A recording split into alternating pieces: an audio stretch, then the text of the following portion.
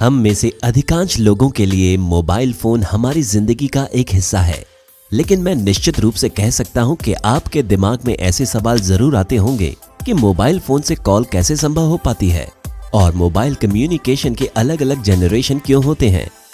आइए mobile communication के पीछे की तकनीकी के बारे में जानते हैं। जब आप अपने फोन पर बात करते हैं, आपके फोन का माइक्रोफोन आपकी आवाज को सुन लेता है। फिर माइक्रोफोन एक मेम्स सेंसर और आईसी की मदद से आपकी आवाज को डिजिटल सिग्नल में बदल देता है। डिजिटल सिग्नल आपकी आवाज को 0 और 1 के रूप में सहेजते हैं। आपके फोन के अंदर स्थित एक एंटेना इन 0 और 1 के संकेतों को प्राप्त करता है और उन्हें विद्युत चुंबकीय तरंगों में बदलकर संचारित करता है। विद्युत चुंबकीय तरंगे 0 और 1 के संकेतों को संचारित करने के लिए एम्पलीट्यूड, फ्रीक्वेंसी, फेज या इनके संयोजन जैसे तरंग के गुणों को बदलता है। उदाहरण के लिए फ्रीक्वेंसी की बात करें तो 0 और 1 को क्रमशः लो और हाई फ्रीक्वेंसी के रूप में संचारित किया जाता है। इसलिए अगर आप इन विद्युत चुंबकीय तरंगों को अपने मित्र के फोन तक भेजने का तरीका पता कर लें तो आप एक कॉल कर पाएंगे। लेकिन विद्युत चुंबकीय तरंगे अधिक लंबी दूरी तय करने में सक्षम नहीं होती हैं। भौतिक वस्तुओं, इलेक्ट्रिक उपकरणों और कुछ पर्यावरणीय कारकों के कारण ये तरंगे नष्ट हो जाती हैं। वास्तव में अगर ऐसी कोई समस्या ना भी हो तो भी पृथ्वी के वक्राकार के कारण से तरंगे हमेशा अस्तित्व में नहीं रह सकती। इस समस्या का समाधान करने के लिए सेल्यूलर तकनीक का प्रयोग करके सेल टावर बनाए गए। सेल्यूलर तकनीक में एक भौगोलिक क्षेत्र को 8 पहलुओं वाली या अष्टकोणीय सेल में बांटा जाता है, जिसमें हर सेल का अपना एक टावर और फ्रीक्वेंसी स्लॉट होता है। आमतौर पर ये सेल टावर तारों द्वारा जुड़े होते हैं या विशेष रूप से कहें तो ऑप्टिकल फाइबर केबल से जुड़े होते हैं। इन ऑप्टिकल फाइबर केबल्स को जमीन के नीचे या समुद्र में बिछाया जाता है ताकि राष्ट्रीय या अंतर्राष्ट्रीय कनेक्टिविटी बनाई जा सके।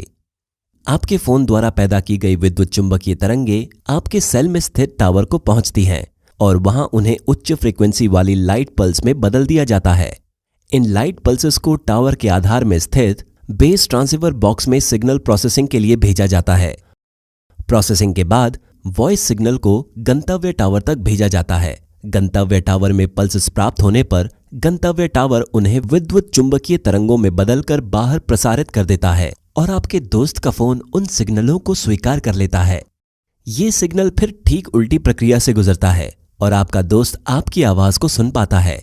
इसलिए ये सच है कि मोबाइल कम्युनिकेशन पूरी तरह वायरलेस नहीं होता। इसमें वायर वाले माध्यम भी प्रयोग में लाए जाते हैं। इस तरह मोबाइल कम्युनिकेशन को अंजाम दिया जाता है। लेकिन एक और बड़ी समस्या है जिसका हमने अभी तक जानबूझकर जवाब नहीं दिया है।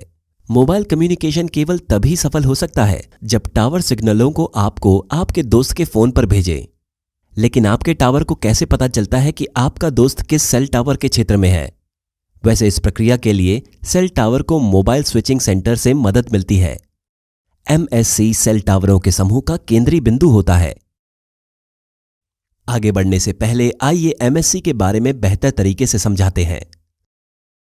जब आप एक सिम कार्ड खरीदते हैं तो सदस्यता से जुड़ी सारी जानकारियों को MSC पर पंजीकृत किया जाता है। ये MSC आपका होम MSC होता है। होम MSC सर्विस प्लान आपकी वर्तमान स्थिति और आपकी गतिविधियों की स्थिति जैसी सूचनाएं संग्रहित करता है। अगर आप अपने होम MSC की रेंज से बाहर चले जाते हैं तो एक नया MSC आपको सेवाएं प्रदान करता है, जिसे फॉरेन MSC कहते हैं। जैसे ही आप फॉरेन MSC के क्षेत्र में आते हैं, ये आपके होम MSC से संपर्क करता है। संक्षेप में कहें तो आपके होम MSC को हमेशा ये पता होता है कि आप कौन से MSC के क्षेत्र में हैं। ये समझने के लिए सब्सक्राइबर MSC क्षेत्र के अंदर कौन से सेल के क्षेत्र में है, MSC कुछ तकनीकों का प्रयोग करता है। एक तरीका है कि एक निश्चित अवधि के बाद सब्सक्राइबर की लोकेशन का अपडेट किया जाए। जब फोन एक पूर्व निर्धारित टावरों की संख्या को पार करता है तो लोकेशन फिर से अपडेट की जाती है। इनमें आखिरी लोकेशन वो होती है जबकि फोन चालू किया गया था। आइए एक उदाहरण के साथ इन प्रक्रियाओं को समझते हैं। मान लेते हैं कि एमा जॉन का नंबर मिलाती है। कॉल का अनुरोध एमा के होम एमएससी तक पहुंचता है। जॉन का नंबर मिलने के बाद अनुरोध को जॉन के होम एमएससी पर भेजा जाता है। अब जॉन का एमएससी उसके वर्तमान एमएससी का पता लगाता है। अगर जॉन अपने होम एमएससी में है तो कॉल का अनुरोध तुरंत उसके वर्तमान सेल की लोकेशन को भेज दिया जाएगा और यह भी जांच करेगा कि जॉन पहले से ही किसी कॉल पर तो नहीं है या उसका मोबाइल बंद तो नहीं है। अगर सब कुछ सही होता है तो जॉन के फोन की रिंग बजने लगेगी और कॉल कनेक्ट की जाएगी। लेकिन अगर जॉन अपने होम एमएससी में नहीं है तो जॉन का होम एमएससी फॉरेन एमएससी को कॉल का अनुरोध भेज देगा। फॉरेन एमएससी भी जॉन के फोन की स्थिति का पता लगाने के लिए पहले समझाई गई प्रक्रिया को दोहराएगा और फिर कॉल लग जाएगी। आइए अब बात करते हैं कि frequency spectrum mobile phone communication में इतना महत्वपूर्ण क्यों है। 0 और 1 के डिजिटल कम्युनिकेशन को भेजने के लिए हर सब्सक्राइबर को एक फ्रीक्वेंसी रेंज आवंटित की जाती है, लेकिन सेल्यूलर कम्युनिकेशन के लिए उपलब्ध फ्रीक्वेंसी स्पेक्ट्रम सीमित होता है, जबकि दुनिया में खरबों सब्सक्राइबर मौजूद हैं। इस समस्या का समाधान करने के लिए 2 तकनीकों की मदद ली जाती है, 1 फ्रीक्वेंसी स्लॉट वितरण और 2 मल्टीपल एक्सेस तकनीक। पहली तकनीक में अलग अलग फ्रीक्वेंसी स्लॉट्स अलग अलग सेल टावरों को सावधानीपूर्वक आवंटित किए जाते हैं।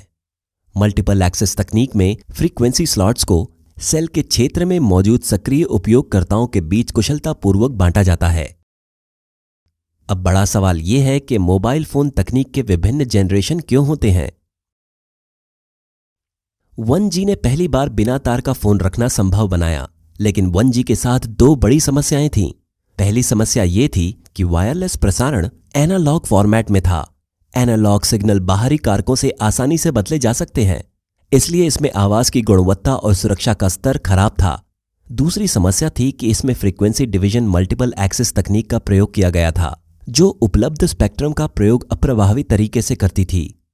इन्हीं कारणों से मोबाइल कम्युनिकेशन की दूसरी पीढ़ी का मार्ग प्रशस्त हुआ। 2G में डिजिटल मल्टीपल एक्सेस तकनीक का प्रयोग किया गया, जिसे TDMA और CDMA तकनीक कहा गया। दूसरी जनरेशन में एक क्रांतिकारी डेटा सेवाएं SMS और इंटरनेट ब्राउजिंग भी लाई गई। 3G तकनीक डाटा ट्रांसफर की हाई स्पीड प्रदान करने को ध्यान में रखकर बनाई गई। इसमें WCD मल्टीपल एक्सेस तकनीक का प्रयोग करने के साथ साथ इस लक्ष्य को प्राप्त करने के लिए बैंडविड्थ को बढ़ाया गया। 2 Mbps की 3G स्पीड से उपयोगकर्ता GPS, वीडियो और वॉइस कॉल आदि का डाटा भेज सकते थे। बेसिक फोन को स्मार्टफोन में बदलने में 3G एक बड़ा कदम था। आगे आया 4G, जिसमें 20 से 100 Mbps की स्पीड प्राप्त की गई, जो हाई रेजोल्यूशन मूवीज और टेलीविजन के लिए उपयुक्त थी। ये high speed OFD multiple access तकनीक और माइमो तकनीक के कारण संभव हो पाई। माइमो में मोबाइल फोन और टावरों दोनों के अंदर मल्टीपल ट्रांसमीटर रिसीवर एंटीना का प्रयोग होता है। मोबाइल कम्युनिकेशन की अगली जनरेशन 5G है, जो शीघ्र ही बाजार में आ जाएगी और इसमें अधिक उन्नत माइमो तकनीक और मिलीमीटर वेव्स का प्रयोग होगा। इसमें इंटरनेट ऑफ थिंग्स जैसे बिना ड्राइवर की कार और स्मार्ट होम आदि को सपोर्ट करने के लिए बाधा रहित कनेक्टिविटी दी जाएगी। लर्न इंजीनियरिंग को सब्सक्राइब करना न भूलें और patreon.com पर आपका सपोर्ट अनमोल है। धन्यवाद।